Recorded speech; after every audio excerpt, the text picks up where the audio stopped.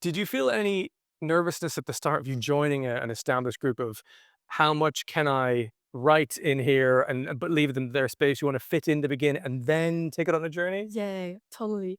So I wanted to be, how do you say, like low key?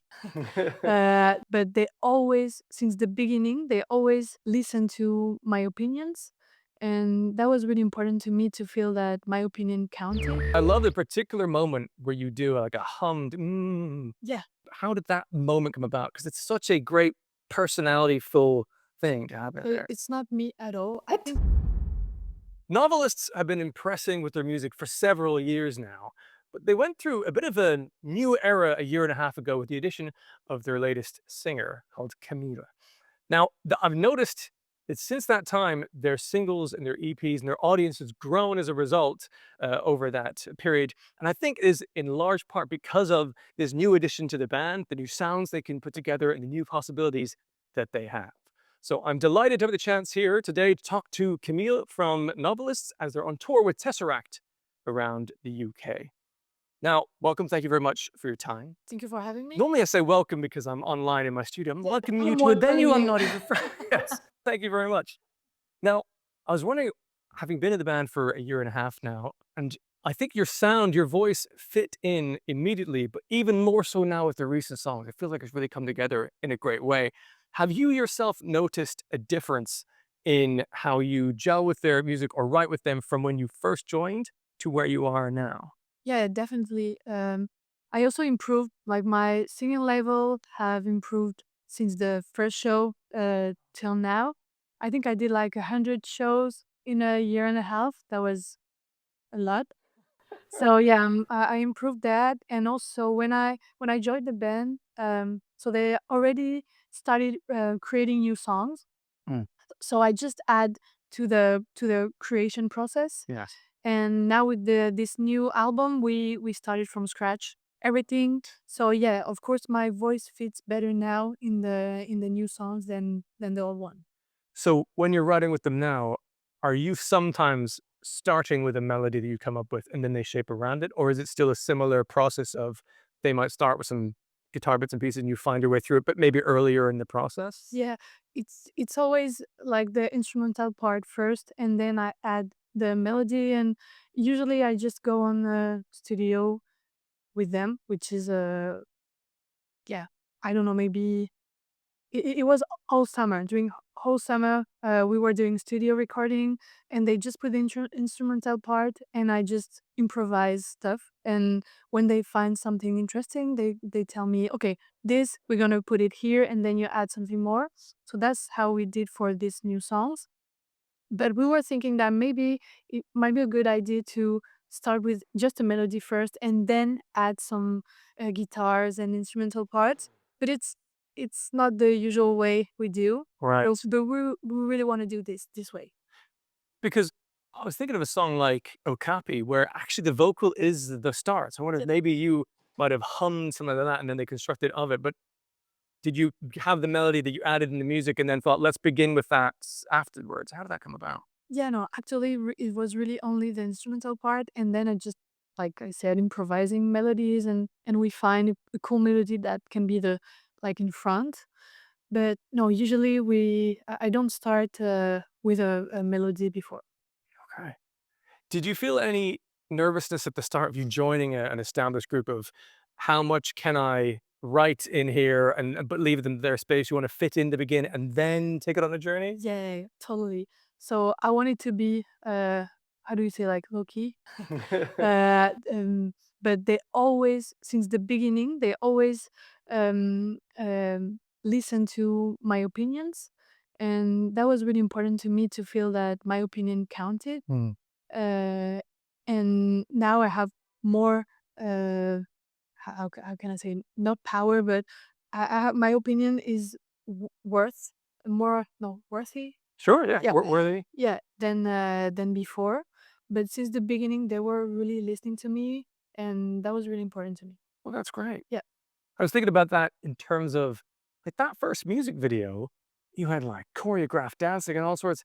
Yeah. I love that. I love when that happens because it adds something different that's unique and it's another art form you can have in heavy metal music, but people kind of don't usually have. Were they totally up for that immediately, or did you have to kind of show the vision? This is how it could look. How much did that? Okay, so for the music videos, I had a lot of ideas. I still really have a lot of ideas. And for the first music videos, I just told them, okay, they know me, they know that I'm a dancer too.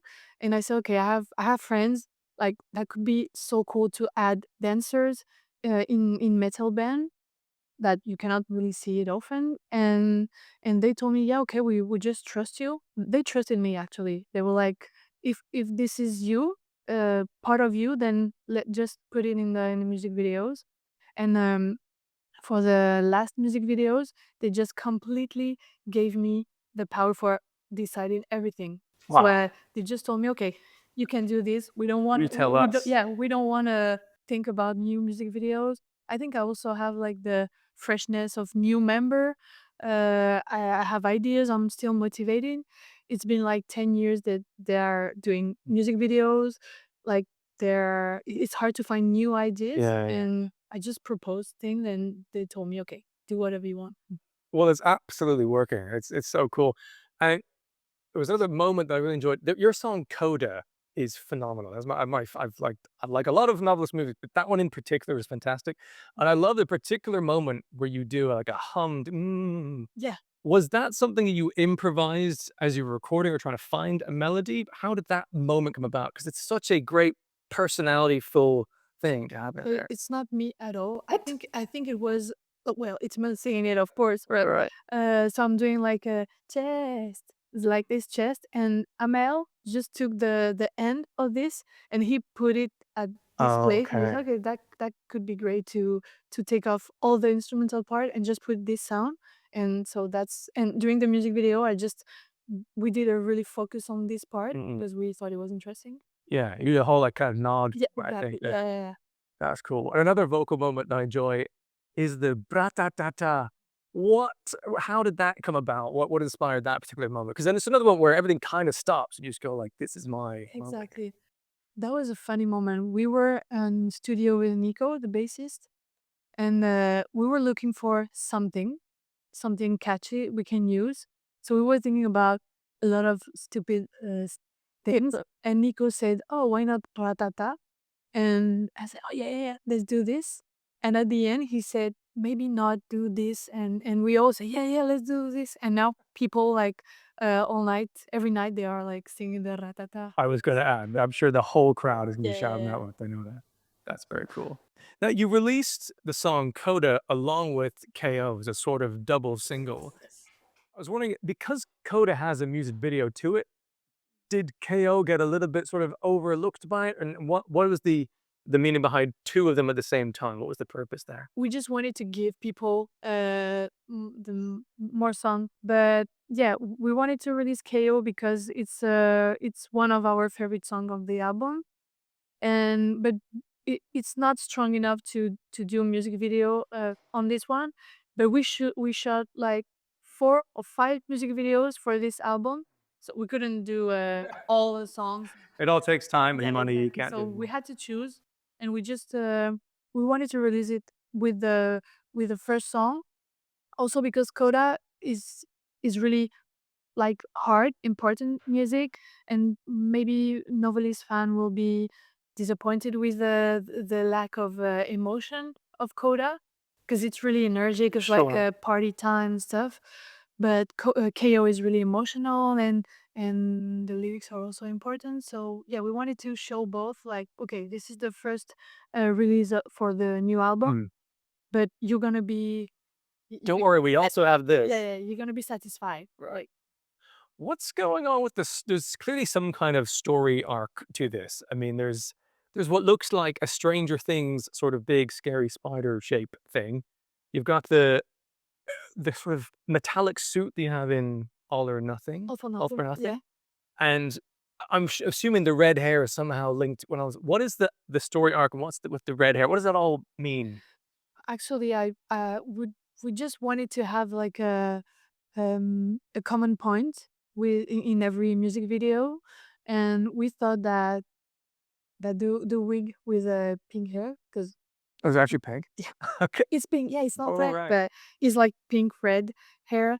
And yeah, we wanted to keep it during the whole cycle of new music videos, and yeah, to keep like artistical direction Mm. with metallic and silver thing for the like spider creature. It was an idea of Pavel, so uh As an the artist. no, the music Mm. how do you say, the guy that took the video, Oh, I the guess direct. drill beat, yeah, the director, yeah, exactly. And so that was his idea, and we thought it was cool, so we just keep it. Yeah. Nice. Oh, so his idea was the red hair to begin the pink hair to begin with, or the spider was? No, Okay. we start with a pink, All right. uh, red hair, Yeah. for the whole music videos. Yeah, we just wanted to have some, I don't know, something that people will talk about, and Yeah. that works because there was a lot of comment about this week. I'll bet. Yeah, I would like to think, as an appreciator of music, that it doesn't matter what the band looks like, it doesn't matter anything about the clothes, but actually there is something different about it. It's very grabbing and attentive and Yeah, it captivating. is actually, it's not only music. Of course, music is important, but nowadays people are watching music videos, and also during the shows, you cannot play only with a guitar, drum, and that's it. That like the light show is important. Everything is important to give the right way the music so they can touch people's hearts. Mm. So yeah, everything is important, and we want to give like a full package of visual art and also music art. So Yeah. yeah, that's what we're trying to do. Well, it works. I saw you supporting North Lane some months ago, and you were the main support that night, but you played it like you were a headliner. I just thought this there was cool backlit LED screens were kind of silhouetted, Yeah. with these big old boots on. It's very, very cool. And I've seen the odd photo from this tour. Have you got that kind of metallic outfit from the Coda video? Are you wearing that on stage as well? Not anymore since we released the All for Nothing. I'm wearing the new outfit, but yeah, I had to wear all the beginning of this tour the same outfit, and it was really hard to move with. Yeah, I was gonna say it didn't look easy to wear Yeah, and move. it was hard, and even to carry it like from the bus to the venue, I have like a big box and my outfit inside. So it was, yeah, it was a little bit hard, but people were happy to see it, Yeah. and So you're wearing the all for nothing suit now on stage. so I wear it, but sometimes I change. If I don't Okay. want to wear it, I Right. just do what I want. Because I imagine, you're very active on stage. It'd be quite Yeah, hard if you're in a one suit yeah, yeah, yeah, contained yeah, yeah. thing. Yeah. It'd be quite That was the difference between the beginning of this tour when I had the old outfit. yeah. With the new one, I can move and jump around, and yeah. Okay, great.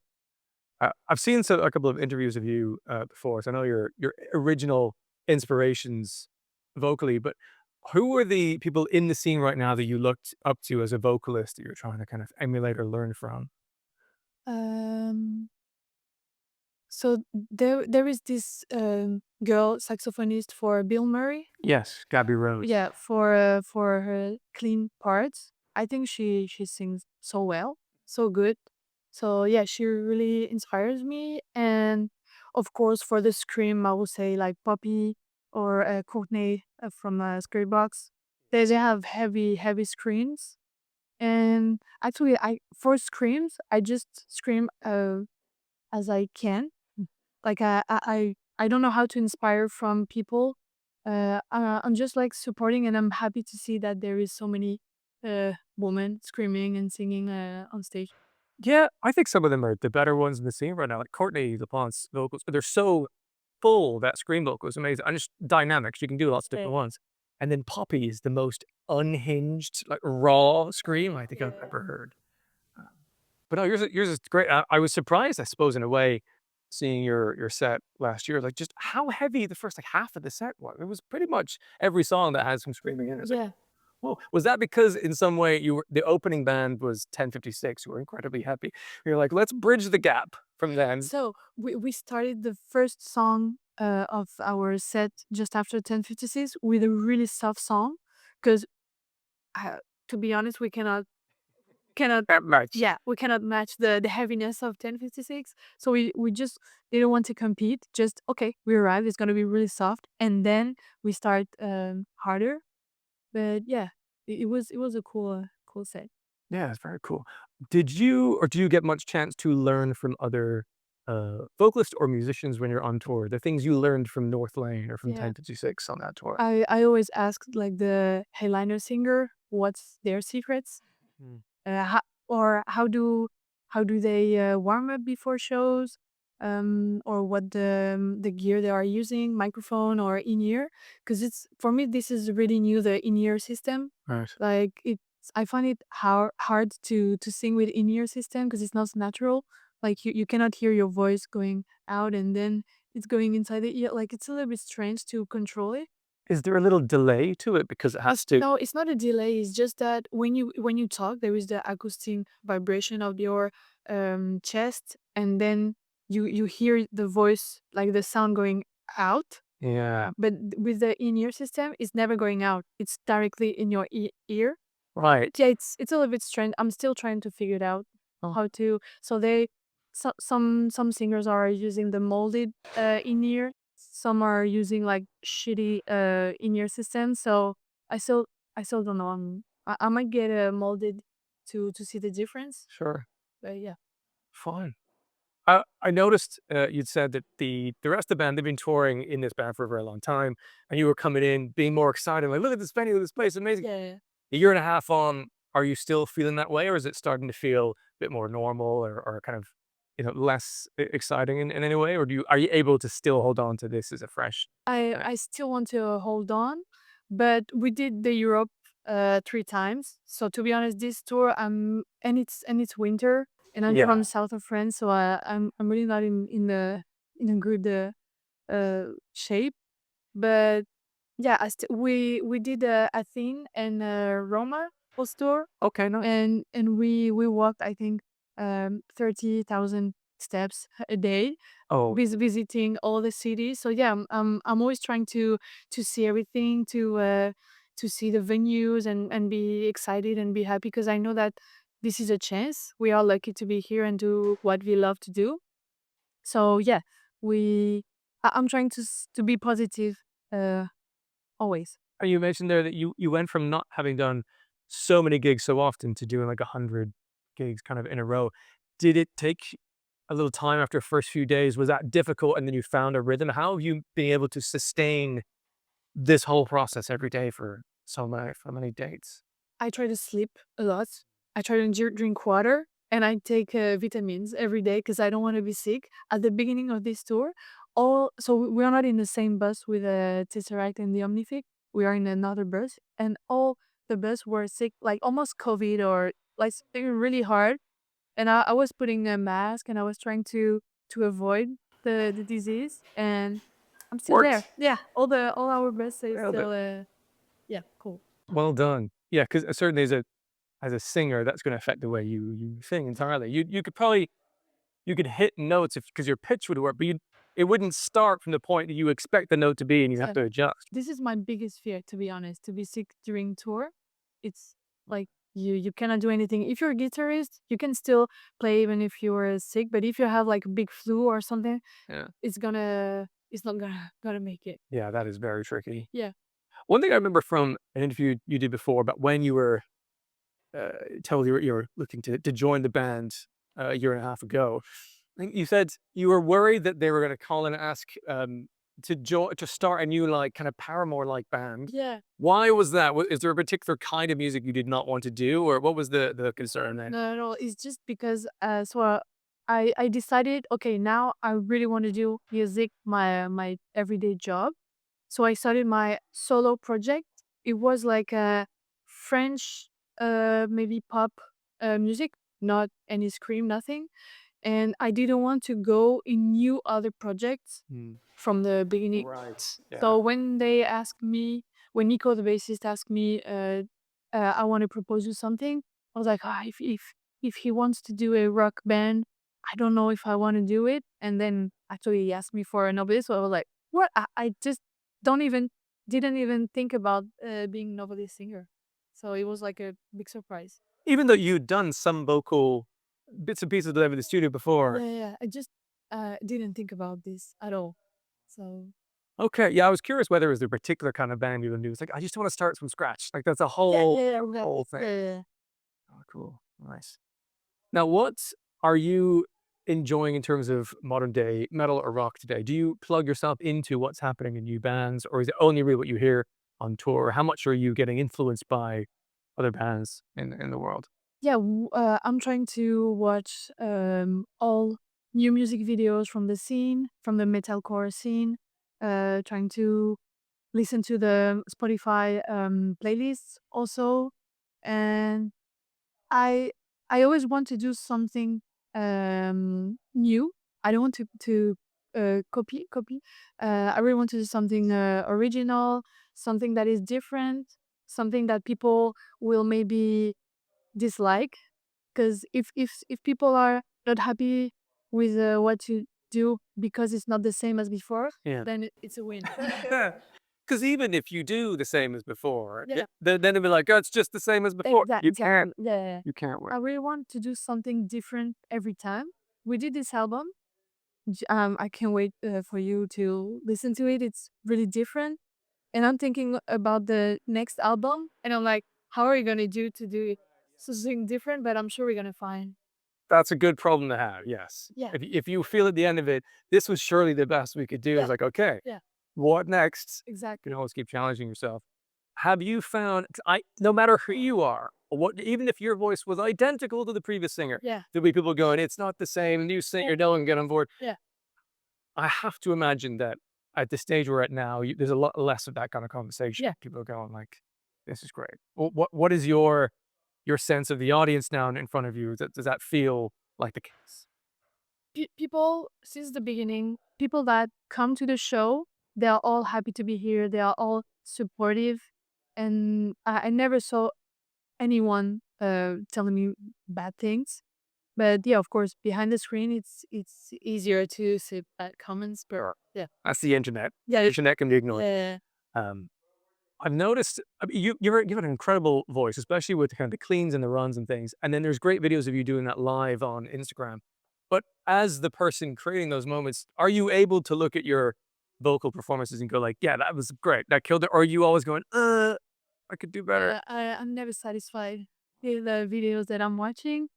For a moment, I just stopped watching these videos, but now I'm trying to watch them again and just try to improvise the moment where I'm not happy with. But yeah, it's still hard to watch yourself. Yeah. It's good for people to understand. That is universal. It's Yeah, not yeah, like yeah, it was like, totally. oh, but me, no, I like, Yeah, yeah. yeah. And your own voice, one's own voice always sounds different to us because we're used to hearing it in our head Exactly. and outside. So can you listen to like novelist records and be okay? Like, yeah, it's maybe it's For fine. the Or records, yes, I can hear them. It's more live performance, uh, or or me speaking, talking. And maybe I'm not gonna watch this interview. understandable. Or yeah, but I'm gonna watch it. But yeah, it's still hard to like everyone. Yeah, it's still hard to listen to yourself and watching yourself. But for the records, I can listen to them. That's good because that'd be hard to avoid Yeah. entirely Yeah. over time. Are there particular moments in songs that you're playing on the tour right now that you look forward to most in a live set, or are there moments within every song that you enjoy? Which moment? I think coda moment when the PM coda is arriving. I think yeah, I'm happy and I'm happy to see people that are having fun while we are playing this song. They are singing, they are dancing. This is cool because this is like one of the it's the first song we released for this new album, and it's cool to see people that are reacting positively with this song on live. Yes. So yeah, this Yeah, I'm looking forward to that. I've no doubt that's gonna slap live. That's gonna be really good. Fantastic. Do you have any what we'd call like bucket list things you want to do in future? Are there festivals you're like, I hope we play that one day? Or are you more of a one day at a time, let's see what happens gradually sort of person? actually I do a bucket list every year. Uh, I started the year I joined Novelists. Like in the beginning of January, I just brought this bucket list, I kept it on my phone because it's really funny. I wrote like, I want to make concerts, I want to make music videos, I want to make, and like 4 months after, I joined Novelist and I did a lot of concerts, a lot of shows, a lot of music videos, and so now I took the habit to write this bucket list every year. So I hope that it's gonna happen. So for this year, I'm hoping a lot of success for our album. Sure. And also, I'm hoping to go back on tour in the US this year. Okay. We are, we'll see if we have good opportunities, good proposition for a tour. And yeah, it's I think my dream is just to keep the same way as it was last year, going on tour, Asia, Australia, Europe, of course, and yeah, the US is it's one of my bucket list point. Okay. Right. Well, I mean, I'm sure that'll happen at some stage. It's all going very well. Um, so what, as we perhaps close here, what's so far been your kind of favorite moment you've had within the career within Novelists? It's gone like actually that moment was kind of special or pinnacle. I think one of the best show for me was the last one of our first headline tour in Europe, which was also my first tour Right. ever in Europe. It was in a Festa in Germany. Okay. So we were celebrating the last show of this tour. Everyone was happy, and it was just a really fun moment. And I think the crowd was feeling it too. So the crowd was like wild. Everyone was like crowd surfing and jumping, and it was like a lot of emotion. And yeah, I almost felt like yeah, goosebumps everywhere. It was really cool. Remember. Wonderful. Well, I hope there's many more of those in your future, and I'm looking forward to hearing the rest of this album when that comes out. Thank you very, very much indeed for Thank your you so time. much. Good luck with the show tonight, and yeah, look forward to more music very soon.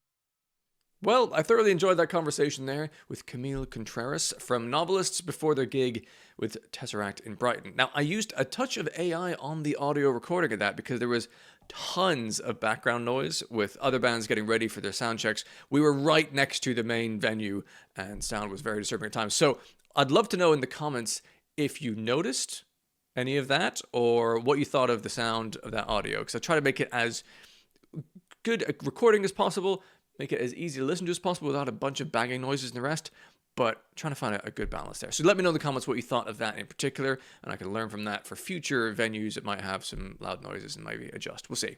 Anyway, I'll make sure to put some links in the description to Novelists' social media platforms so you can check out their upcoming gigs and music releases.